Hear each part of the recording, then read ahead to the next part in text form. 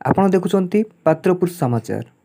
ଗଞ୍ଜାମ ଜିଲ୍ଲା ପାତ୍ରପୁର ବ୍ଲକ ଅନ୍ତର୍ଗତ ସୁରଙ୍ଗୀଗଡ଼ ଶ୍ରୀ ଶ୍ୟାମସୁନ୍ଦର ନୋଡାଲ ବିଦ୍ୟାପୀଠରେ କରୋନାର ପ୍ରଥମ ଭ୍ୟାକ୍ସିନ୍ କାର୍ଯ୍ୟକ୍ରମ ଆରମ୍ଭ ହୋଇଯାଇଛି।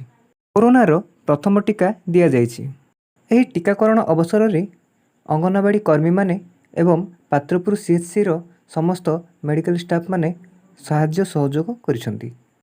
ତେବେ ଚାଲନ୍ତୁ ଦେଖିବା ଆଜିର ଏହି ସ୍ପେଶିଆଲ ରିପୋର୍ଟ।